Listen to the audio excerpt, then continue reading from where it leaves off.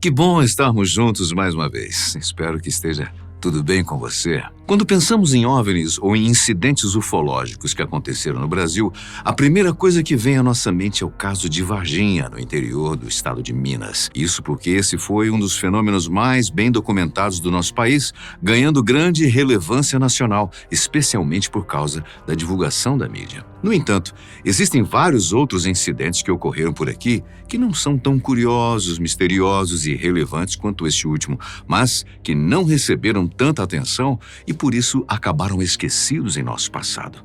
Mas não por muito tempo. No vídeo de hoje, nós vamos relembrar um desses casos notórios que ficou conhecido como a Noite dos OVNIs no Brasil. Trata-se do avistamento de cerca de 20 fenômenos que não puderam ser explicados até hoje, que foram registrados e até perseguidos pelos nossos militares das Forças Armadas, o que torna esse incidente não só um exemplo oficial da possível visita de seres extraterrestres em nosso país, mas um dos mais misteriosos de nossa história. Você verá que esse é um típico evento que nos faz perguntar: será que estamos sozinhos? Tudo aconteceu no dia 19 de maio de 1986. Os OVNIs, que em sua essência significa objetos voadores que não puderam ser identificados, foram vistos em pelo menos 4 estados diferentes: São Paulo, Rio de Janeiro, Minas e Goiás. Isso por si só já é impressionante, considerando que os objetos precisavam viajar a grandes distâncias em um curto intervalo de tempo, desafiando qualquer tecnologia humana disponível naquela época. A maioria dos avistamentos foi descrita como o aparecimento de luzes dançantes no céu, o que poderia estar relacionado a artefatos visuais, fenômenos luminosos ou a simples visualização de coisas que estão no espaço, como planetas, estrelas ou até sondas espaciais enviadas por nós. Contudo, várias testemunhas disseram que as luzes podiam ser vistas a olho nu, o que já descarta uma boa parte dessas explicações. Além disso, as manifestações foram detectadas pelos radares do Centro Integrado de Defesa Aérea e de Controle de Tráfego Aéreo, SINDACTA, que é o órgão que unifica a vigilância do nosso espaço aéreo por entidades militares e civis relacionadas ao controle de tráfego dos aviões comerciais. Em outras palavras, isso significa que os objetos realmente estavam aqui, eram sólidos, sobrevoaram nosso céu e não eram produto de imaginação ou produzidos por algum tipo de distorção. Ainda segundo as testemunhas, a maioria dos pontos luminosos era vermelha, mas eles sofriam alterações para o laranja, verde, amarelo e branco. Eles conseguiam pairar no céu estáticos, mas também se movimentavam em linha reta ou fazendo zigue-zague, chegando a velocidades de até 15 vezes a do som, como veremos no relato de um dos militares mais à frente. As primeiras aparições ocorreram em São José dos Campos, interior de São Paulo, por volta das 8h15 da noite. O céu estava limpo quando o controlador de tráfego aéreo Sérgio Mota da Silva iniciou o procedimento para permitir a decolagem do voo 703 com destino ao Rio de Janeiro. Enquanto fazia a checagem dos instrumentos e do fluxo de aviões, o controlador observou uma luz estranha no céu, parada, semelhante a um farol. Como seus aparelhos não lhe mostravam nada e ele também não havia sido comunicado sobre alguma manobra ou fenômeno natural que pudesse ocorrer naquele dia, Sérgio então optou por ligar para a torre do Aeroporto Internacional de Guarulhos para confirmar se alguma aeronave viajava naquela direção. A resposta foi negativa. Porém, enquanto ele ainda estava conversando com os controladores do outro aeroporto, a luz começou a se comportar de uma maneira estranha. Primeiro, ela desapareceu subitamente. Logo em seguida, reapareceu, agora com um brilho ainda mais intenso. Intrigado, Sérgio pegou um binóculo para enxergar melhor o objeto, mas tudo o que podia ver era o seu brilho multicolorido. Sem saber ao certo o que fazer, o controlador decidiu então reduzir a intensidade das luzes da pista de pouso e decolagem, talvez para conseguir observar melhor o fenômeno. Mas foi aí que ele teve a sua primeira surpresa. Com o brilho das luzes reduzido, os artefatos começaram a se aproximar do aeroporto.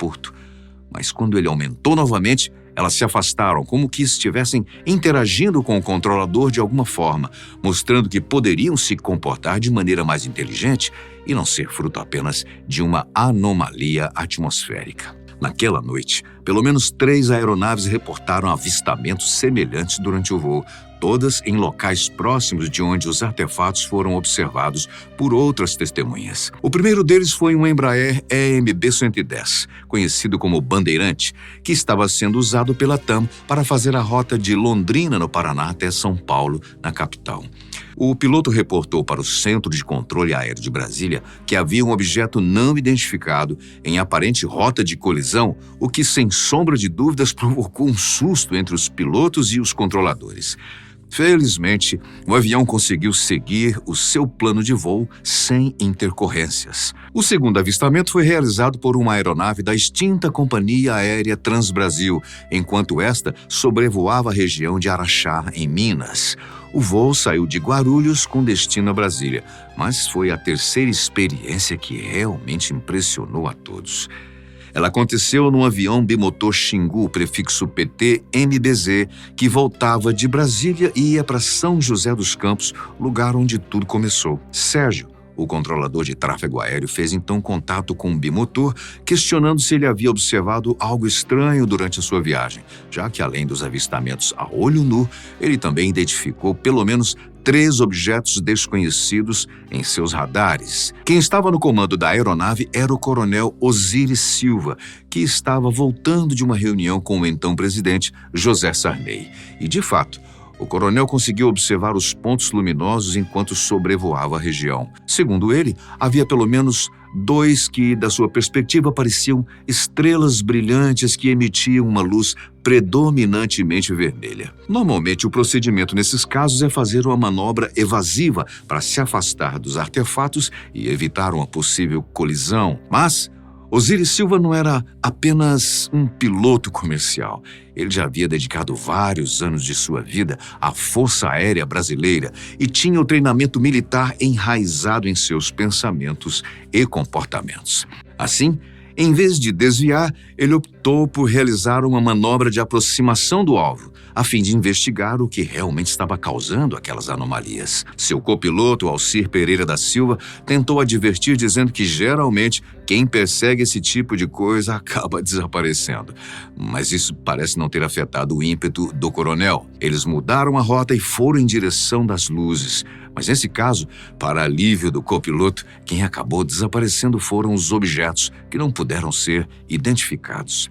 O coronel conseguiu persegui-los por apenas 5 ou 6 minutos, antes que eles perdessem o brilho aos poucos, até desaparecerem completamente.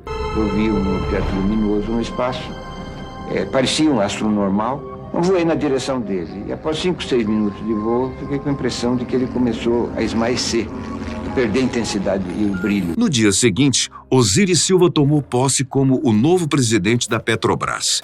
Este era o assunto que ele tinha ido tratar com José Sarney em Brasília. No entanto, na coletiva de imprensa convocada para o ato administrativo, todos só perguntavam, é claro, sobre a experiência do coronel com os supostos discos voadores. Mas ele ignorou o assunto nessa ocasião, e só falou a respeito anos mais tarde. As únicas imagens desses acontecimentos foram produzidas pelo repórter fotográfico Adenir Brito. Por volta das 21 horas, ele estava na redação do extinto jornal Vale Paraibano, que circulava em São José dos Campos, quando recebeu uma ligação dizendo que havia discos voadores no céu. A primeira reação foi interpretar aquilo como um trote, é claro. Mas, mesmo assim, ele decidiu sair no pátio com uma máquina fotográfica em mãos. Para surpresa do jornalista, a informação era verdadeira. Não que houvesse vários discos voadores sobrevoando a cidade, porém, luzes se movimentando de um lado para o outro sem qualquer explicação. Brito então conseguiu fazer vários registros, mas cerca de 1 mês depois, 2 oficiais do Centro Técnico Aeroespacial, acompanhados de um ufólogo americano, pediram os negativos das fotos, afirmando que o material seria analisado pela Agência Espacial Norte-Americana, a NASA. Contudo, os registros nunca foram devolvidos, o que contribui para deixar tudo com um aspecto ainda mais misterioso. Mas o fato de não existir um grande volume de registros em vídeos ou fotos não diminui a credibilidade dos acontecimentos. Isso porque, como comentamos, os objetos foram detectados pelos radares do SINDACTA, o que significa que os artefatos passaram realmente por ali.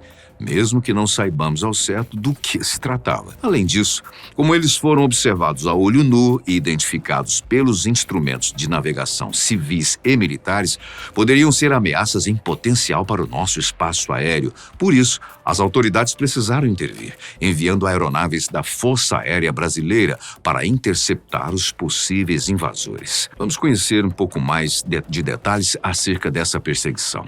Às 22 horas, um controlador de operações aéreas militares detectou um eco no radar próximo à base militar da Força Aérea de Anápolis, que fica no estado de Goiás. Isso fez com que um alerta fosse emitido e às 22h27 um caçador fosse acionado para levantar voo e investigar o que estaria acontecendo. Contudo, primeiramente foi solicitado um piloto da base de Santa Cruz, que fica no Rio de Janeiro. Ele decolou com um caça F-5 às 22h34, apenas 7 minutos depois de ser acionado. O caçador foi direcionado pelo controlador para um avistamento que foi realizado próximo ao litoral. Ele chegou ao local rapidamente e conseguiu detectar o objeto com seus instrumentos, que diziam que ele estava a cerca de 22 quilômetros do artefato. Ao mesmo tempo, o piloto também conseguiu fazer um contato visual. Num primeiro momento, a luz estava branca, mas mudou para vermelho e, logo em seguida, como já havia sido relatado em outras ocasiões.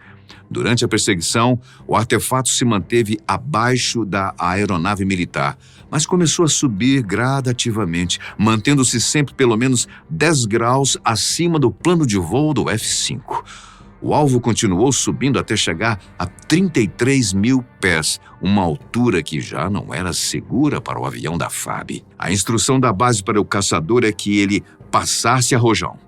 Na linguagem militar, isso significa que ele deveria reduzir o máximo de luzes possível para ser mais furtivo e deveria estar com todo o armamento preparado para disparar caso fosse necessário. Mas a ordem inicial era perseguir os objetos de forma amigável e só reagir caso percebesse hostilidade ou ameaça. Às 22h45, um segundo caça levantou voo, do modelo Mirage, agora da base aérea de Anápolis. Esse piloto conseguiu pelo menos 5 contatos com o objeto não identificado, mas nenhum deles foi visual, apenas o Judite, que significa que o artefato apareceu no radar da aeronave. Em um desses contatos, o caçador se aproximou a cerca de 3 quilômetros do OVNI, mas mesmo assim não pôde vê-lo. A base de Santa Cruz enviou outro F-5 às 22h50. O seu objetivo era investigar um avistamento de luz vermelha que coincidisse com as primeiras observações. Mas, quando ele estava se aproximando, a luz simplesmente se apagou, exatamente como aconteceu com o coronel Osiris Silva. O mais interessante nesse caso é que o controlador desse voo identificou 13 ecos de radar na cauda do caça, como se os artefatos passassem a perseguir a aeronave militar. Mas o piloto fez uma manobra de 180 graus e não conseguiu identificar nada. Às 23h17, outro Mirage decolou da base de Anápolis, mas não teve nenhum tipo de contato, nem visual nem através do radar. O mesmo se repetiu com o terceiro caça enviado de lá, que levantou voo às 23h36. Um quarto Mirage ficou a postos, assim como um outro F-5 lá na base de Santa Cruz, para que pudessem levantar voo a qualquer momento, mas nenhum deles foi solicitado.